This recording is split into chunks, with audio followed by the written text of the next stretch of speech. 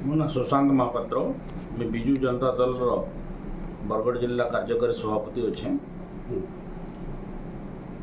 କାଣା ଆପଣଙ୍କର ଗତକାଲି ସରସରା ଗ୍ରାମରେ ଯେତେବେଳେ ଭାରତବର୍ଷର ଗଣତନ୍ତ୍ରର ଗୋଟେ ବଡ଼ ପର୍ବ ଚାଲିଥିଲା, ସେ ସମୟରେ ବିଶ୍ୱନାଥ ମିର୍ଦ୍ଧାଙ୍କୁ କିଛି ଲୋକ ହତ୍ୟା କରିଥିଲେ।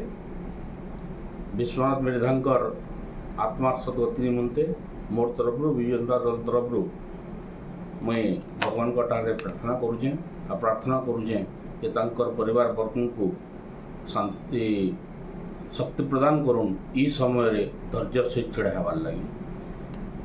गतकाली गोटे प्रेस माध्यम रे भारतीय जनता पार्टी गोटे आसला जे ई हत्या रे विजु जनता दल सामिल अच्छे, विजु जनता दल सामिल अच्छा हीन राजनीति भारतीय जनता पार्टी क्या कर जिते ई प्रकार समस्या है, दुखर समस्या है, तार संगे ठिड़ा हबार तार संगे ठिड़ा हबार के छाड़ी तार शोकरे निजे दुखी हबार छाड़ी आरोप करवार मैंने केवे दिन छाड़े।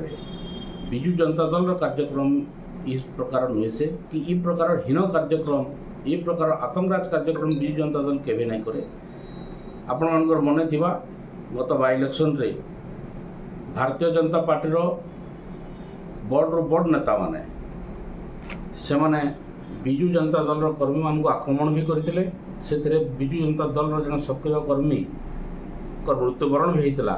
से लगे तांकर नेता माने जेल रे भी बहुत दिन धरिक रहिले। ई हीन राजनीति के आम खंडन करूँ। तांकर आरोप के विजु जनता दल खंडन करुचे। मेन कल्पिट जन अशोक महानंद और तांकर साथी माने इमानकु पुलिस बहुत जल्दी हिसाब खोजू, दृढ़ कार्यानुष्ठान ग्रहण करो।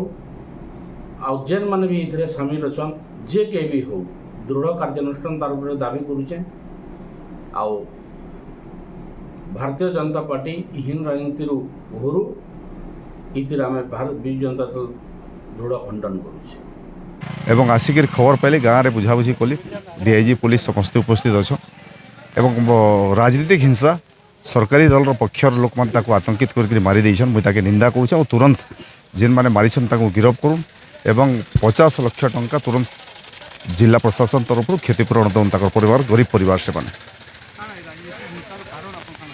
देखो मुझे इनक्वारी करुचे। कार्यकर्ता गाँव में भी बुझाबुझी कली गाँव में टेंशन अच्छी तथ्य किसी नहीं मिलबार किंतु राजनीतिक हिंसा बोलिक चर्चा चली।